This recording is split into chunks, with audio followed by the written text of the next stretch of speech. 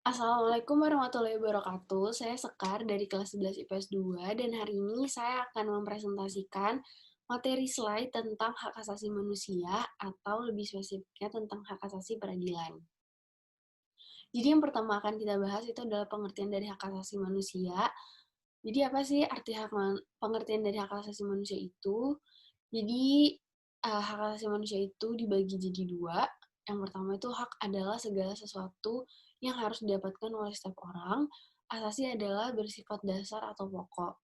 Jadi buat gampangnya, hak asasi manusia itu adalah hak dasar manusia atau hak yang sudah ada sejak kita lahir, sejak manusia lahir dan tidak dapat dipisahkan atau dicabut dari kita. Selanjutnya, pengertian dari hak asasi peradilan, procedural rights. Itu adalah hak mendapat pembelaan hukum di pengadilan, hak persamaan atas perlakuan, penggeledahan, penangkapan, penahanan, dan penyelidikan. Atau hak untuk diperlakukan sama di depan hukum, di muka hukum, tanpa memandang apapun dan siapapun. Lalu yang ketiga yang akan kita bahas adalah aturan hukum tentang hak asasi peradilan.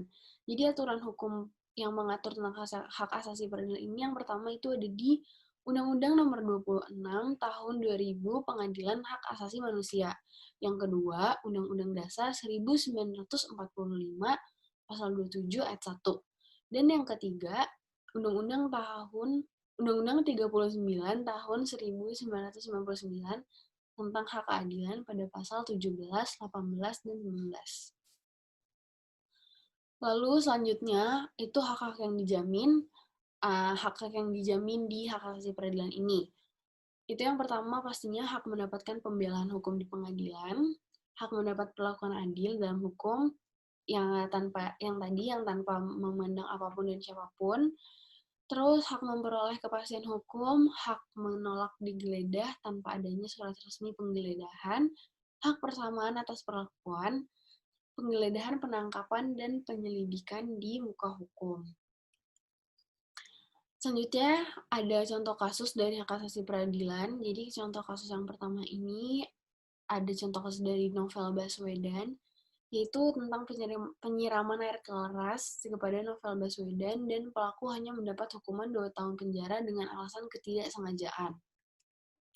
Contoh kasus yang kedua itu dari George Floyd yang belum lama ini juga terjadi, yang maraknya juga demo di Amerika Serikat tentang Black Lives Matter. Jadi tentang 4 polisi yang membunuh George dengan alasan yang kurang jelas gitu. Jadi awalnya ini terjadi karena George Floyd ini habis memberi rokok di salah satu supermarket dan dia tuh dibilang membeli rokok ini dengan uang palsu dan tapi George Floyd menolak untuk mengembalikan rokok tersebut karena ya dia tidak merasa dirinya salah gitu.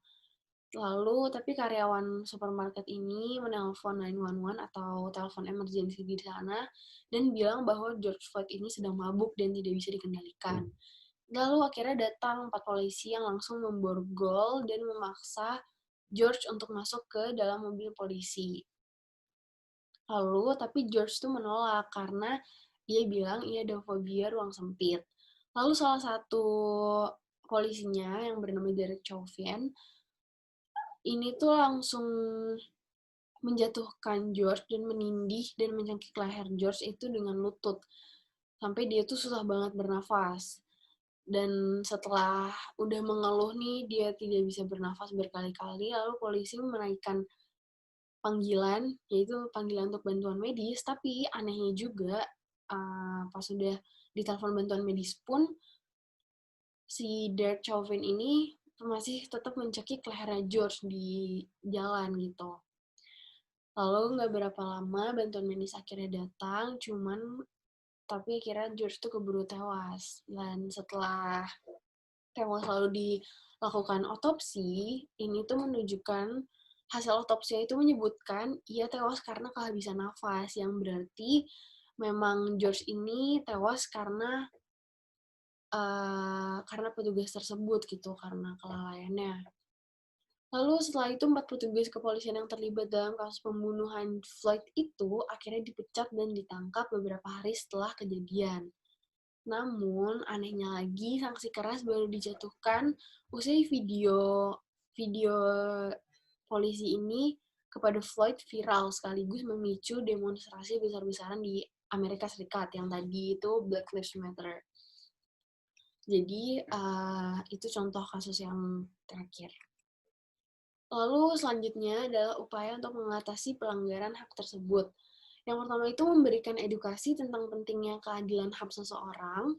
Yang kedua, membuat lembaga penegak untuk perlindungan HAM.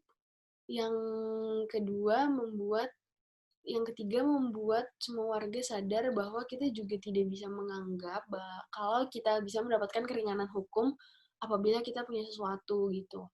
Dan yang terakhir itu memperketat aturan hukum sehingga keadilan HAM di peradilan tidak ada yang melanggar atau tidak ada yang berani melanggar gitu.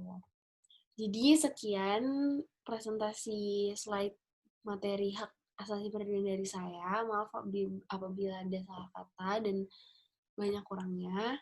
Terima kasih. Wassalamualaikum warahmatullahi wabarakatuh.